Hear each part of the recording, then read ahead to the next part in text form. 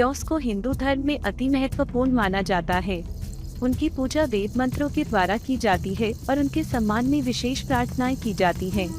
द्यौस के विभिन्न रूप और नाम उनकी देवतावादी स्वरूप को दर्शाते हुए बताए गए हैं। द्यौस की उपासना से मनुष्य ईश्वरीय शक्तियों से संयुक्त होता है और उन्हें सुख, समृद्धि और सफलता मिलती है। द्यौस पुत्र इंद्र, अग्नि और सूर्य जैसे देवताओं को भी द्यौस के पुत्रों के रूप में माना जाता है। द्यौस के मंत्रों की जप से मनुष्य की भविष्य में उन्नति होती है और उन्हें सभी प्रकार की समस्याओं से मुक्ति मिलती है। द्यौस की उपासना से मनुष्य की आत्मा ईश्वर से संयुक्त होती है और वह अपने जीवन में खुशहाली प्राप्त करता है।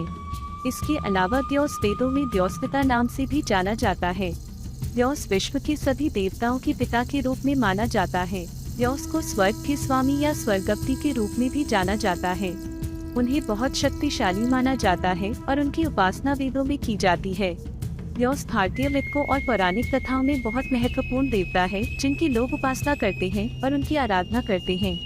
इस प्रकार द्यौस हिंदू धर्म के महत्वपूर्ण देवताओं में से एक हैं, जिनकी पूजा विधि वेदों में उपलब्ध है और जो मनुष्य को दिव्य शक्तियों से संयुक्त करते हैं।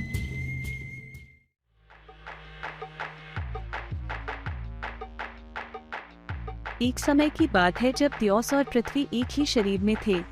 वे एक दैत्य के रूप में जन्मे थे और उनके अनेक पुत्र थे। एक दिन द्यौस पुत्र इंद्र ने उनसे पृथ्वी को अलग करने की अपील की। इंद्र ने कहा कि वे पृथ्वी से अलग होना चाहते हैं ताकि वे अपनी असीमित शक्तियों का उपयोग कर सकें। द्यौस ने इस अपील को स्वीकार कर लिया और वे पृथ्वी से अलग हो गए। पृथ्वी अपनी शक्ति का उपयोग करते हुए विकास करती रही और उसने अपने आप ही निरंतर बदलाव होते रहते थे। द्यौस ने भी अपनी शक्ति का उपयोग किया और अपनी असीमित शक्तियों को संचालित करना सीखा।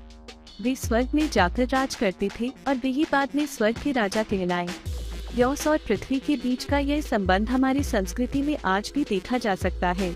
इस पुरानी कथा से हमें यह सीख मिलती है कि हम सब मिलकर एक दूसरे की मदद करके एक सफल जीवन जी सकते हैं। इस कथा का महत्वपूर्ण अंश यह है कि हमें संतुलित रहना चाहिए। द्यौस और पृथ्वी दोनों की शक्तियों का उपयोग करते हुए संतुलित बने रहना हमें भी सीखना चाहिए। इस कथा से हमें एक और महत्वपूर्ण सीख मिलती है कि हमें शक्तियों का उपयोग सही तरीके से करना चाहिए। द्यौस ने अपनी शक्तियों का सही उपयोग करके सफलता हासिल की थी। हमें भी अपनी शक्तियों का सही उपयोग करना चाहिए ताकि हम सफल हो सकें।